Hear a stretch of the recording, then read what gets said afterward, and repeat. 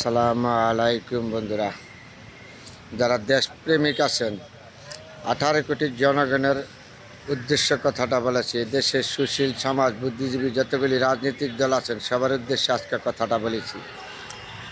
দেখেন, জুলাই আগস্টের গণ আন্দোলনে কারো সম্পদ না, একটা দলের না, একটা গোষ্ঠীর না, একজন ব্যক্তির না, সমস্ত বাংলাদেশ 18 কোটি জনগণের জুলাই আগস্টের যে গণ আন্দোলন ছিল, এটা অংশগ্রহণ ছিল।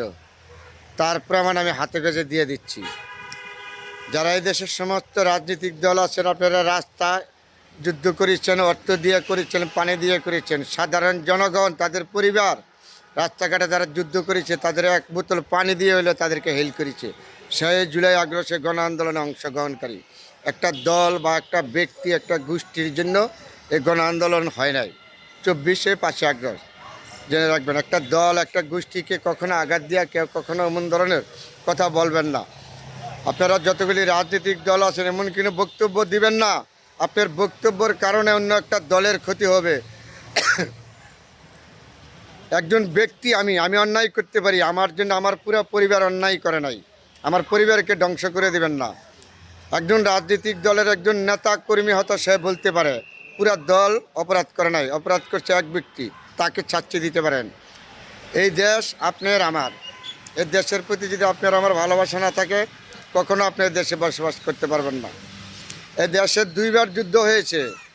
একবার যুদ্ধ হয়েছে 1971 সালে, বাংলাদেশের 30 লক্ষ মা বোনের ইজ্জতের বিনিময়ে আমাদের এই সোনার বাংলাদেশ স্বাধীন হয়েছে, কোনো সন্দেহ নাই। বহুত নির্যাতিতর পরে তারপরে আবার 90 থেকে আন্দোলন হয়েছে, 90 থেকে হয়েছে। 52-তে বাসার জন্য কত মানুষের মা বাবা ভাই বোন আত্মীয় স্বজন জীবন দিয়েছে বাসা আন্দোলনের জন্য। 90 থেকে স্বৈরাচার পতনের জন্য এই দেশের জনগণ একবদ্ধ হয়েছিল। সেই 5 আগস্ট, জুন, জুলাই এই দেশের ছাত্র জনতা, যতগুলি রাজনৈতিক দল ছিল, ব্যক্তি গোষ্ঠী, দেশপ্রেমিক, সুশীল সমাজ সবাই অংশগ্রহণ করেছিল, কোনো সন্দেহ নাই। তারপরে আসেন, এই দেশ আপনার আমার, সবার দেশের প্রতি ভালোবাসা রাখি। এই দেশ নিয়ে আমাদের অনেক গর্ব, অনেক ইতিহাস। আমার কাছে কি শিখবো পরবর্তী প্রজন্ম, আসেন আমরা সেই রাস্তা, সেই পথ তৈরি করি। আমাদের কথা বলার যোগ্যতা থাকতে হবে, এমন কিছু কথা বলা যাবে না কাউকে আঘাত দেওয়া, কারো গোষ্ঠী বা দলের উপরে আঘাত বলা যাবে না। একটা দলের একজন ব্যক্তি অপরাধ করতে পারে, পুরা দল অপরাধ করে নাই, তাকে কখনো আঘাত করবেন না। এই সমস্ত চিন্তা করে চলবেন। এই দেশ আপনার আমার, আবারও বলেছি, এই দেশের প্রতি যদি আপনার আমার ভালোবাসা না থাকে, তখন আমি এই দেশের হইতো না। অল বিশ্বের সাথে মাথা উচ্চ করে দাঁড়িয়েছেন আপনারা, বাঙালি জাতি। 53 বছরের ইতিহাস কোনো ব্যক্তি বা কোনো গোষ্ঠী পারে নাই। ডক্টর ইউনূস সাহেব এই বাংলাদেশের জন্য যে উন্নয়ন করেছে, যে পথ আপনার বাঙালিদের জন্য যেখানে হাত বাড়াইছে, এখানে ইউনূস জয় করে আসছে। দেখেন, আমাদের বাংলাদেশে জুলাই আন্দোলনের পরে আমাদের অর্থনীতি মেরুদণ্ড একদম 0 পয়েন্টে ছিল। এইখান থেকে ইউনূস এই অর্থনীতি কোথায় নিয়ে এসে আজকাল 30 থেকে 29 মিলিয়ন ডলার পর্যন্ত এই মাসের ভিতরে রিজার্ভ হয়েছে। এগুলি আপনার চিন্তা করতে হবে। এবারে রমজান গিয়েছে কত শান্তিতে, অন্য বছর থেকে এবার 1000 গুণে ভালো নিত্য প্রয়োজনের জিনিস। ঈদে যারা বাড়ি গিয়েছেন, রাস্তাঘাটের পরিস্থিতি অন্য সময় থেকে সর্বোচ্চ থেকে ভালো ছিল। এই দেশের আপনার আমার সবার, আসেন দেশের প্রতি ভালোবাসা দিই। ইউনূস সরকার এ দেশে যা করেছে জনগণের জন্য করেছে, জনগণের কল্যাণের জন্য করেছে। ইউনূস সরকারকে কখনো আমরা ব্যর্থ হইতে দিবে না। এই দেশে আইন শৃঙ্খলা পরিস্থিতি সমস্ত দিক দিয়ে নিয়ন্ত্রণে রাখেছে।